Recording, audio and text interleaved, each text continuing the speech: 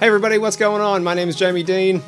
And I'm Scott. And welcome back to another episode of Collecting Retro here on Sidescrollin, where we are basically just pulling a game off our shelf and going through it and having a little bit of a nostalgic wander down memory lane and remembering good times and bad times sometimes around particular games that we felt the need to hoard and keep locked up on our shelf forever.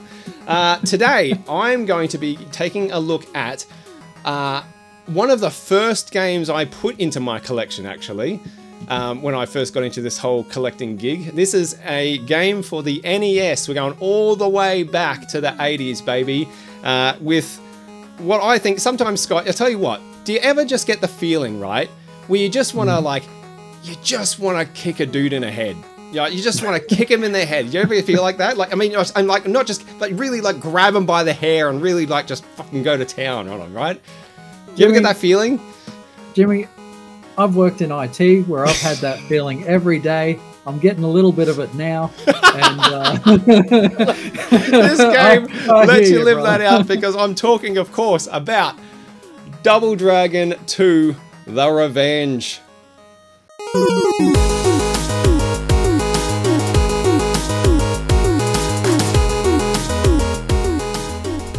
All right, Double Dragon 2.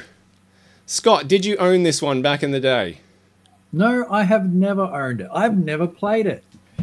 You've never played Double Dragon 2? I've never played it. And I've known you for like, what, 18 years or something like that? That is wild. Not in you've never played it in an arcade, never on a NES, like a NES Classic, like never encountered have any issue. We're going to sort that out. I didn't know that. I might have played it for 5 minutes on emulator when I discovered them in high school. Next time you visit, we are putting that to bed. Like, I did not know that when you were here last time. You kept that to yourself. Double Dragon 2. Look, first of all, right, one of my absolute favorite things about Double Dragon 2 is the cover. Like, look at that. I wish I had a poster of that for my wall. That is one of my favorite pieces of box art of all time. It is just like, it is so fucking badass.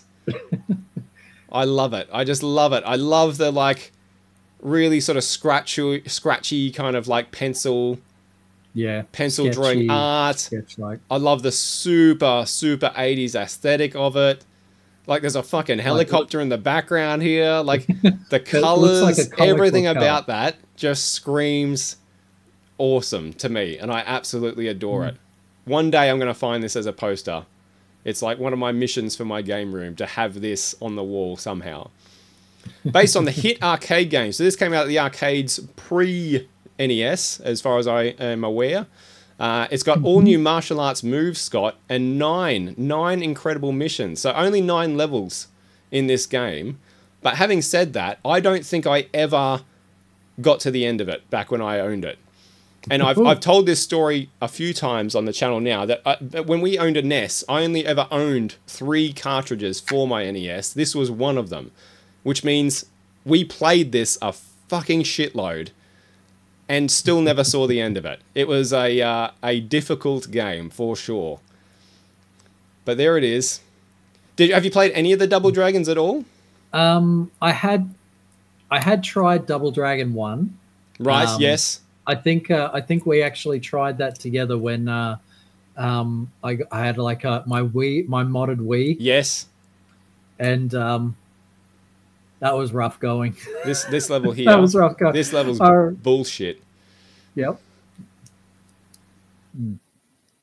This one here is about where I usually get up to. Hey. When you played, did you play this always as 2-player? Almost always, almost exclusively as 2-player. And this was probably my first introduction to cooperative gaming. I think this was the first co-op game I ever played. It might have been, no, it wasn't the first 2-player game I played, because the Atari 2600 had quite a fefew 2-player games, and we owned one of those. I think it was like the Smash Hits pack that had like 5 different games on it. There were a few 2-player jobbies on there. But this was definitely my first co-op 2-player. I'd never played with somebody before as opposed to against them. And I loved it. Yeah, just absolutely loved it. Check this out too. Like simultaneous 2-player head-to-head action. Well, that's not 100% true because you're supposed to be co-oping it. However, depending on which mode you choose, you can have friendly fire on or off. And it doesn't explicitly make that clear in the menu. It's just like 2-player A or 2-player B. And you just have a gamble as to, well, which one means which. But if you choose the wrong one, you can hurt each other. And that makes it infinitely more difficult. Then it becomes 2-player. Then it becomes head-to-head 2-player quite a bit. Yeah, because like, you know, you accidentally hit each other. And then the other one's like, no, fuck you. All right, let's crack it open. So it's in, I think, a pretty good condition. I got this for an absolute steal, honestly. Like, this was one of those, that's why I jumped on it. I knew I wanted it, but this is, like, I've seen this go for stupid money, complete in box, which is the case with this one. Stupid money. And it was just one of those ones that I kind of wrote off as like, well, I'm never going to own that, but I'll see if maybe I can just track a loose cartridge down. Yeah. I got this for not much more than a loose cartridge, complete in box. I don't know if the person selling it just didn't know what it was. I don't know if other people just exponentially overcharge for it. I'm not sure. But I got this for an insanely good deal. And I was, over the moon when I did. All right, I'll pull this out. So we've got our official Nintendo sleeve. Actually, I'll put that off because the camera will try and focus on it. Our sleeve, cartridge, which is like clean, absolutely immaculate. Not a mark on it. Really, really nice.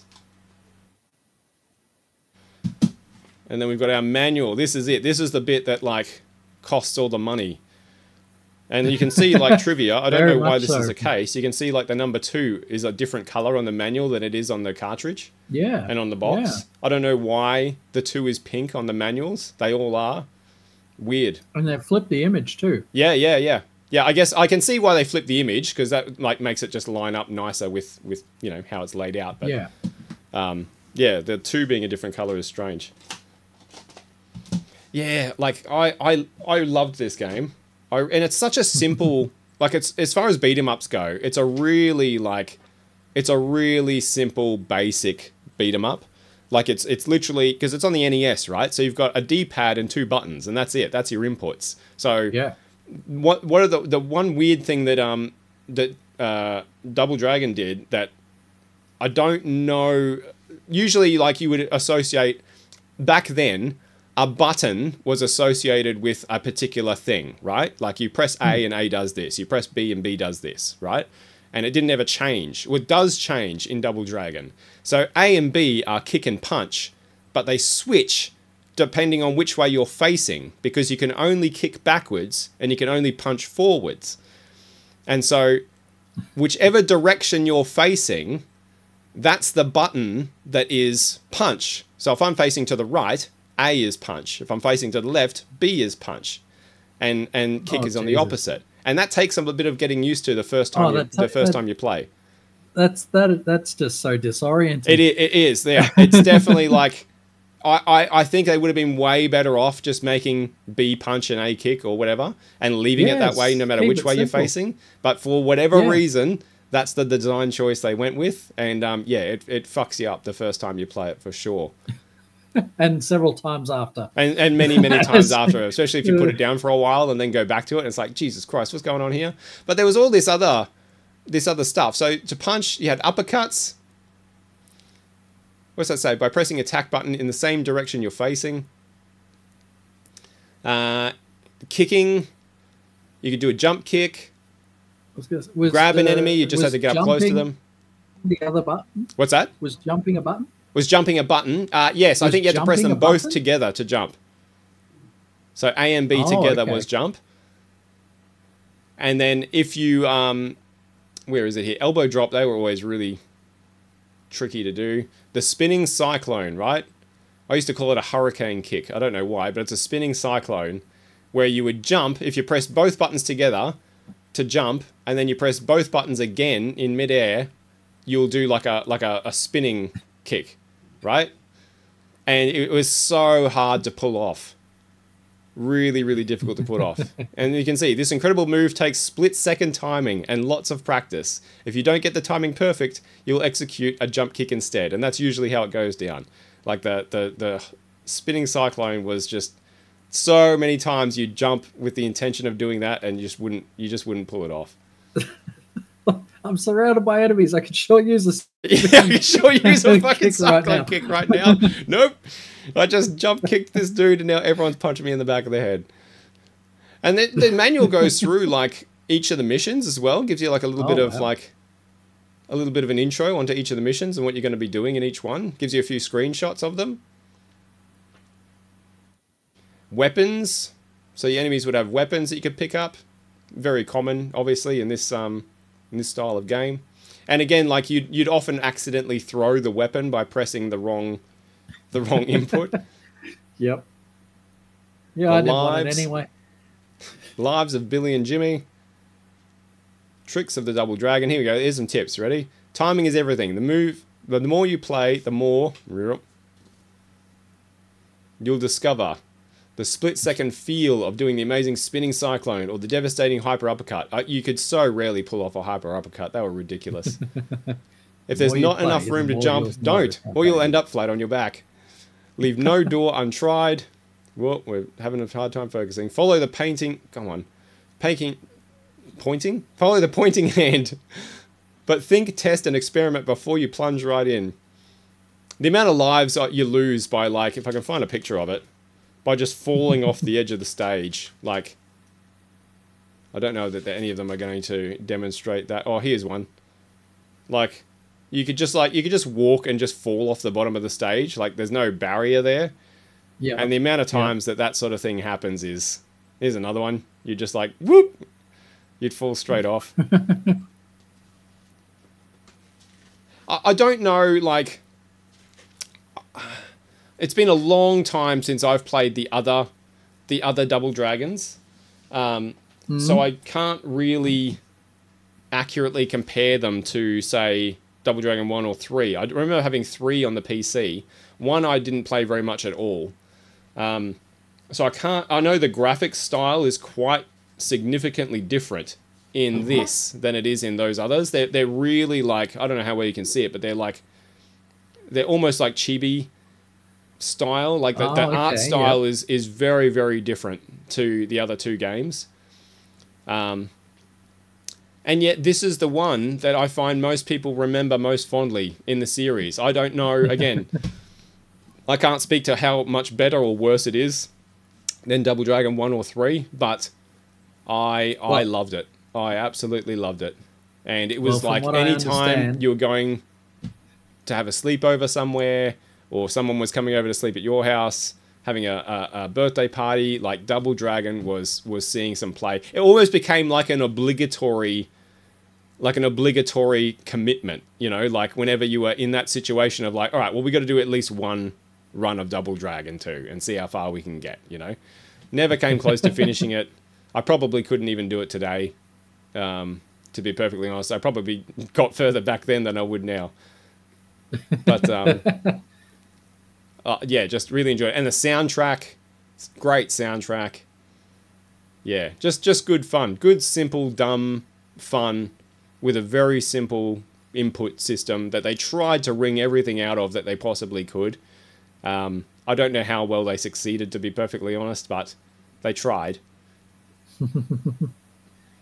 But yeah, with a friend, like I said, first time ever playing a co-op.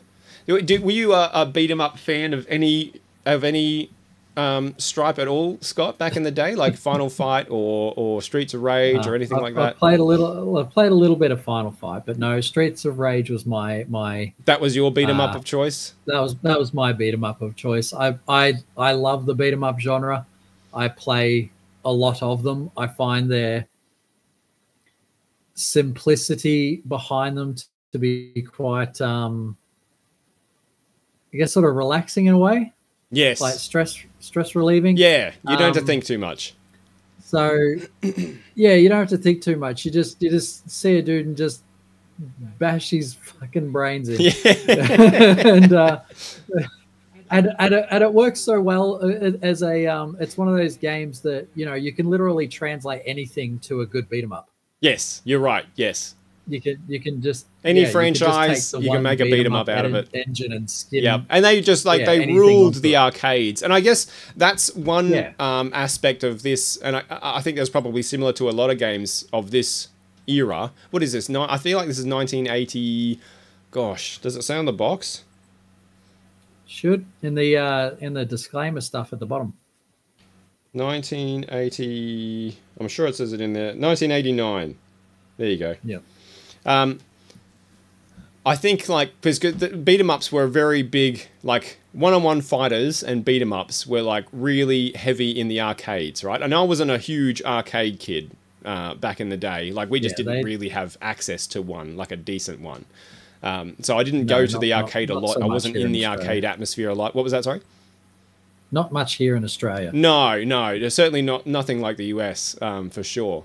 Well, we had one where I grew up, but it just wasn't particularly well equipped or anything like that. And I think it came along quite a bit after. It was sort of late 90s that we got an arcade. So, certainly nothing around this sort of era.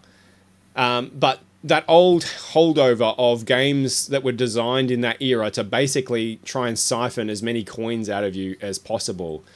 And then when you translate that wholesale to a console, it can just kind of become like a frustrating style of gameplay. And because you don't have to put quarters in or 50-cent coins in or 20-cent coins in probably back then.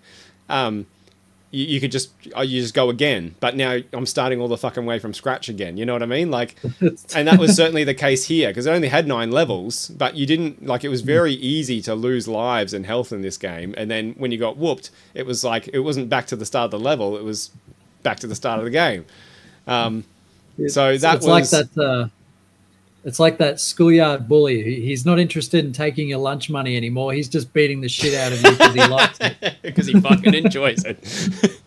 It was a bit like that. And Double Dragon 2, I think, certainly suffered from that loop. Like I said, that's not a specific thing to Double Dragon. There were so many games that made their way to consoles from arcades that just kept that gameplay loop. That siphon money mentality that just didn't translate terribly well to a console. But being able to play it co-op, 2-player, sitting on the lounge room floor. Gary played this with Gary a hell of a lot. We played this together constantly. Just so many good memories. Really, really good memories. I remember this one very fondly. Like I said, I don't think it's the best beat 'em up ever necessarily. I don't know that it's the most fair beat 'em up necessarily, but I have nothing but good memories around it, and I just love it. And I know we'll fire this game up now, and still have a good time. I still can enjoy it. It's not like, oh geez, this is aged like shit. I still really enjoy it now, all these years later. So, out of 10, oh gosh, Double Dragon. What would I give Double Dragon out of 10? It'd have to be at least an 8.5, I think. At least, for me, personally. And the funny thing is, because we didn't have many games for the NES, I never had Mario growing up on the NES, right? That's what everybody had, Super Mario Brothers, some iteration of Super Mario Brothers. I never owned any Super Mario Brothers games on the NES at all, ever, for the entire duration that we had it. It was, I don't know, it was just maybe something my parents obviously weren't terribly interested in or something, I suppose. So when I think of the NES, that console, and I get the nostalgia of that console, it's this game. It's this game here that I'm, this is my Mario for the NES. That gives me that, that sense of nostalgia for that system, if that makes sense, Your princess isn't locked in a... Your princess isn't locked in a tower guarded by some spiky turtle. She's in the mean streets. And I'm kneeing her in the head as she tries to hit me with a fucking spiky ball and chain. Yeah, good old Double Dragon 2. 8.5 out of 10 for me. I've roundabouts, but it's up there. It's definitely up there. I really love it. So many good memories, and that's why it was one of the first things I tracked down for my collection. to put on the shelf because it's just got so much nostalgic love, you know, in it. I adore it. So yeah, next time you're here, we're chucking it on. Yeah, well, and you'll have to experience it. You've actually really got me wanting to give it a go now. Because, oh, you got to try it. I probably built it up too much, you know. Like I think but compared to Streets of Rage, you know, like what system was Streets of Rage on? That was Sega, right? Streets of Rage. So it was on Sega. It was original, like Double Dragon. It was an arcade game. Yep. Called Bare Knuckle. Yep. And then when it got transferred to home media, it was Streets of Rage. Was that Mega Drive? Mega Drive. Yeah. So we're talking a generation past this, which means, you know, I don't think this would compare to Streets of Rage, to be perfectly honest. Like I think you'll like Streets of Rage if that was your first beat 'em up, and then you go back to NES era Double Dragon. I don't think it's gonna like knock your socks off, to be honest. But because it was my first introduction, it knocked mine off. You know. No, but I do really I enjoy a good beat 'em up, and I must say you've really got me intrigued with this freaking wacky control setup. Oh, it's weird. I had no idea. It's weird. I always assume it's just whatever direction you're facing when you hit the fucking punch button, you're gonna punch. I don't know why they made it that way. It's so bizarre, and I have not played another game that does something like that changes the control scheme based on which way you're facing. It's just like one of those weird little curios that I've only come across in Double Dragon 2 for who knows why, you know? Really, really strange. Yeah. Anyway, Double Dragon 2, love it. And we recently watched the fucking movie too. Yeah, oh yes. The Double Dragon movie. The mid-90s Double Dragon movie. Did we? Did we make it through it? I can't remember if we make it through it or not. We made it all the way through. We made it all the way through. But I think I raised the idea of turning it off at one point, didn't I? It was fucking. It was a shit pastry. Yes, that one. Yes, we had to stop it, pause it part way through to collect ourselves, to fortify us, get some resilience for get some more liquor in us or something. But we made it through. It wasn't. We did make it through. Yeah, it wasn't the worst movie in the world. It was just. No. It was so mundane. It was so. Yeah. It was so forgettable. It didn't do anything particularly obnoxiously offensive like Street Fighter did. No. No. That shit was memorable. This was just utterly forgettable. Like I'm struggling even to remember what happened in the film right now talking about it, you know? It was like it was in one ear and out the other immediately. It was just like you may as well just sit and stare at a wall for an hour and a half, you know? Like it was kind of like that same they get the same amount out of it. I did anyway. Anyway, there we go. Double Dragon 2. The Revenge, absolute classic of the NES era. I love it to bits, and yeah, very happy to have it in my collection. So that is it for us for this particular episode. Thanks so much for hanging out. If you played this, whether on the in the arcades or on the NES back in the day, and you remember it fondly, make sure you drop down the bottom and leave us a comment and share some old memories from good old Double Dragon 2 back in the day. But until next time, my friends, that's going to do it. My name is Jamie Dean. And I'm Billy. Oh, damn it. I fucked that up, didn't I? I missed a perfect opportunity. Oh, God. I'm out of here. Keep side-scrolling. Bye. Bye.